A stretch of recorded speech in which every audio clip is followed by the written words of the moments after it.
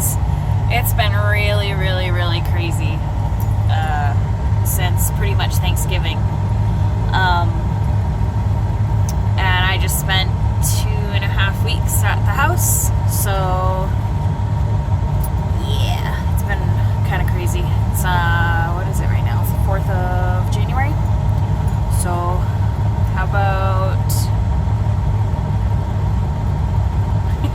I'm over getting unloaded right now. We're dumping off some steel that I've been running kind of local for the last couple weeks. Well, other than the 2 weeks I was just home, but before that we were running local steel loads. And before that, it had just been all out mayhem. So let me give you guys some sneak peeks of what I've been up to for the last probably like 2 months? Month? Yeah, let me give you guys a sneak peek. Stepdeck Princess isn't that much of a princess because she has to tart. We are in Salt Lake City, Utah today, and it's been an interesting morning. Got a brokered load that said no tart, which when I showed up, this galvanized shit, I was like, cool, it's galvanized, no tart. Then they're like, oh wait, your second stop needs a tarp, because it's this stuff right here. So today we're going to explain how cardboard and Home Depot lawn tarps are going to work as tarps. So here we go. Or what are we doing right here? We're either screwing the pooch or getting screwed by the pooch.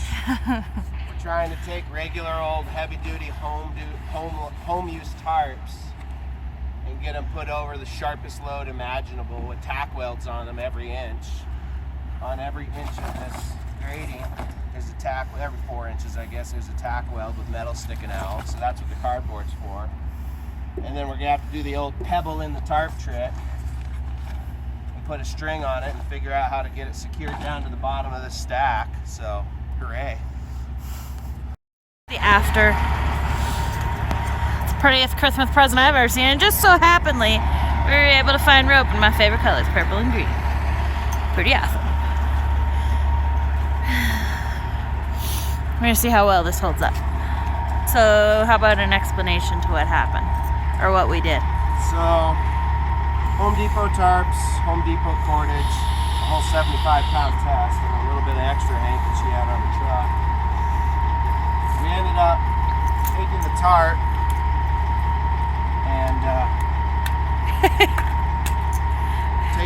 and folding the edges under it so it was the right size to drape down right here with a little bit of excess.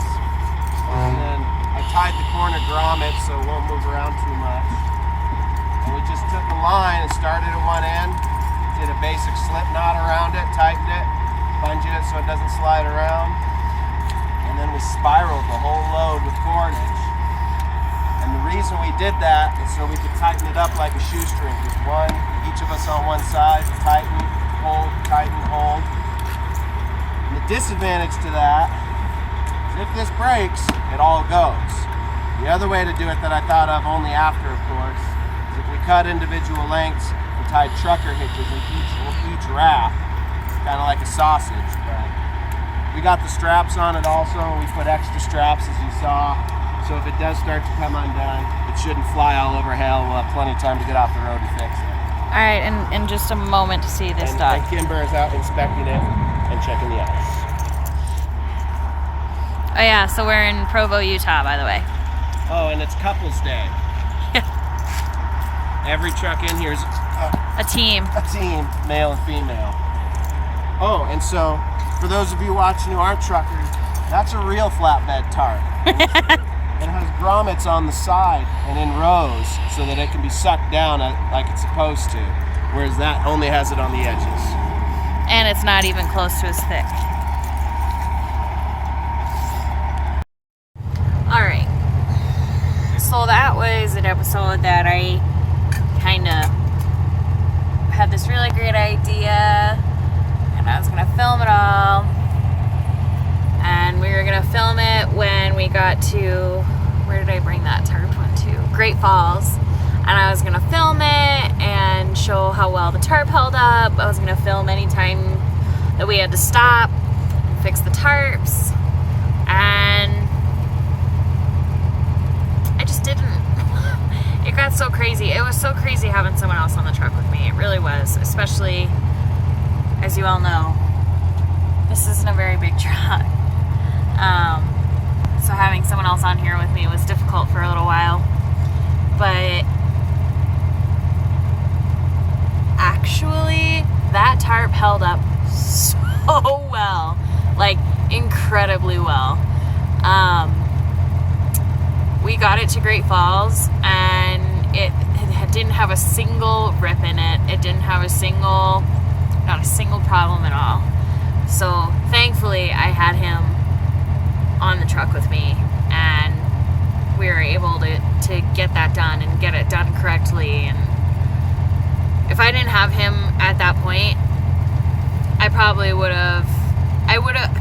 would have done it a certain way, that I had done another one that I had, but I never thought of wrapping the cordage around the load like that. So doing that made a huge difference. Like, the tarp didn't flap at all, no rips, nothing. Cordage didn't break, nothing happened. But when we brought it there, a little bit of some not road grime, but like just water, because we had ran through some rain, so a little bit of the water had gone through underneath the tarp, because we couldn't go all the way under the load. So a little bit of the water had gotten up on the sides of that metal, and I don't know exactly what kind of metal it was. Maybe one of you will know. I can't remember. Just a tiny bit of water had gotten on two panels, and they had rusted in the time of the water getting on it, like 5 hours previous to when we unloaded it. So it was pretty bad. So we wiped it off, and it was fine. Like, the rust came off and everything. We unloaded it, and they put it directly on the ground, and it was snowing. So we're like, look, like, that's gonna rust in like an hour if you don't bring it inside. And they're like, oh, really? Oh, okay.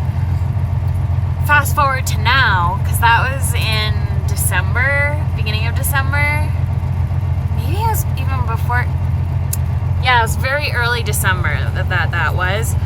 And fast forward to like 2 weeks ago, when I went back to that facility, that steel was sitting outside. That grating was sitting outside the building and had been painted, but it was still sitting outside the building. Like, after we dropped it off, they threw a yard tarp over it, and then we left. So I asked someone, and they said they left it outside too long in the elements, and they had to refinish it and then paint it because it got ruined.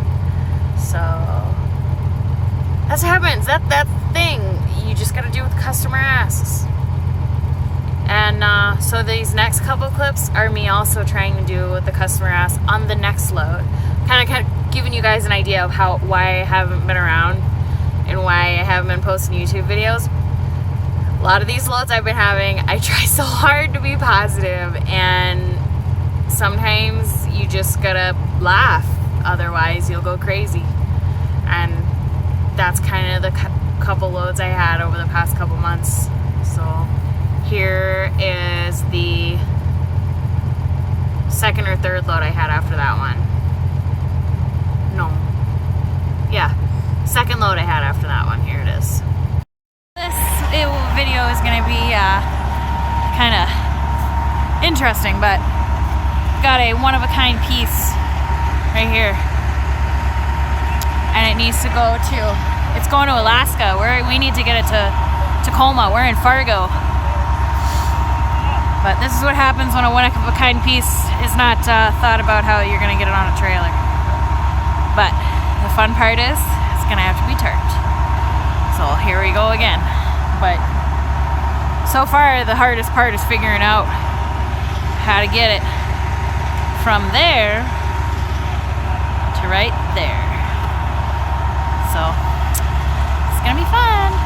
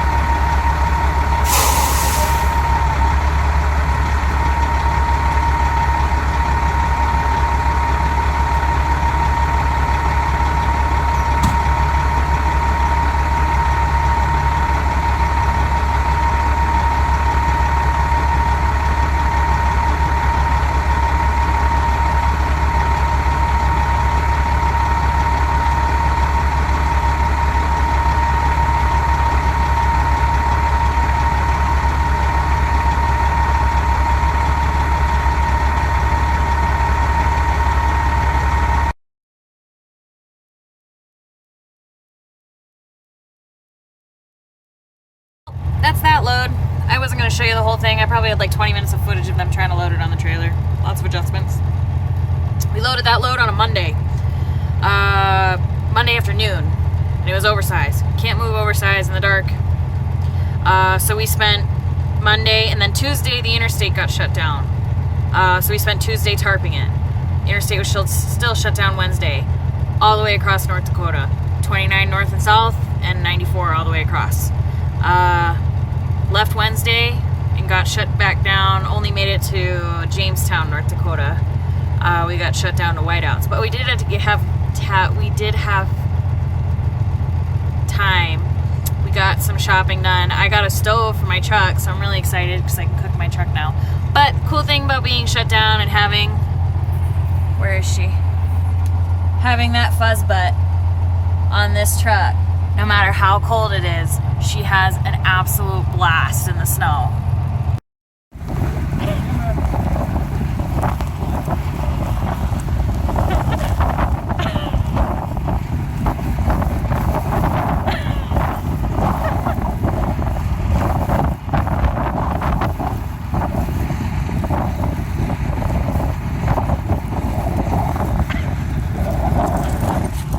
Oh, slip sliding away.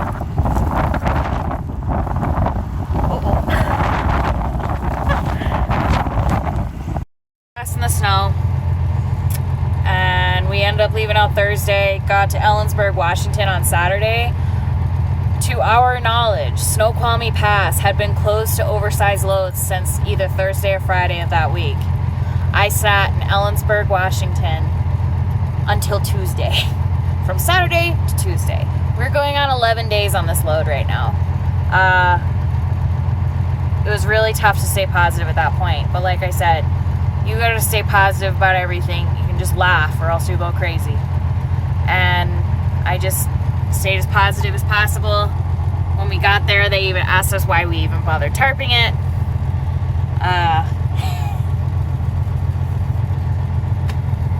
But you're gonna have bad loads. You'll have bad loads, you'll have great loads, you'll have easy loads, you'll have hard loads. You'll have loads that you just wish you never woke up that morning and you stayed in bed.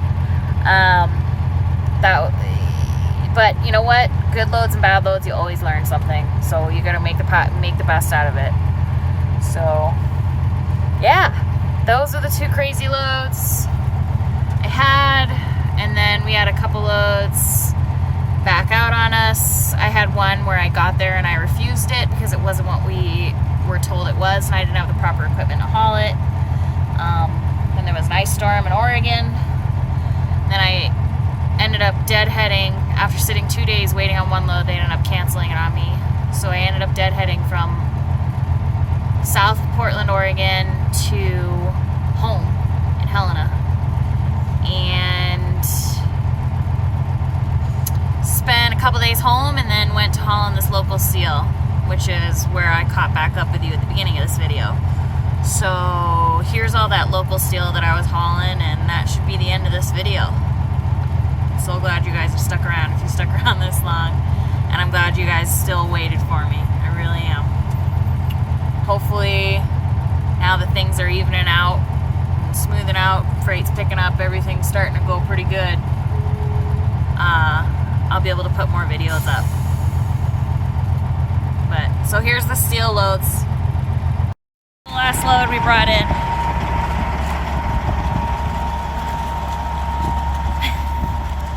Oh yeah, and I'm pulling a flatbed again.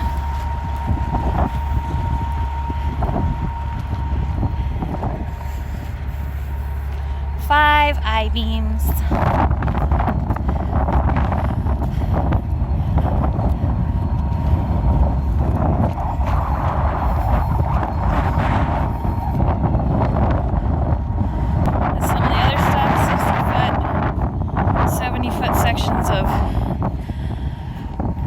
Angle iron. We've moved. All plate steel and more angle iron. Been busy. Very busy. About 10 loads. So she's very dirty.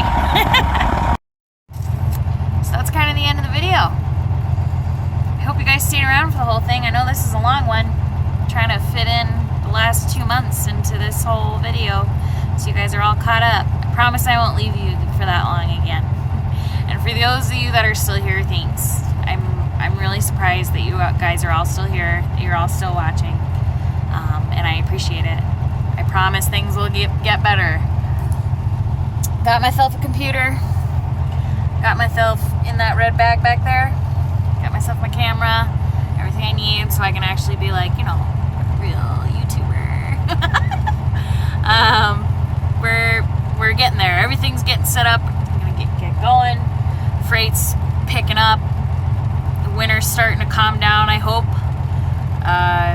So I'm gonna really try to get on a schedule now. Now that everything's caught up, all the craziness is over. Just back to just me and Kimber on the truck. We're not gonna be filling in these crazy loads. I'm gonna go back to hauling some green paint, and things are gonna start getting into more of a what's the word I'm looking for? Routine. So hopefully I'll routinely be able to upload videos. Anyway, this video is really long. If you stayed around for the whole thing, awesome. Thanks, guys. And we'll see you on the next video. Thanks for watching.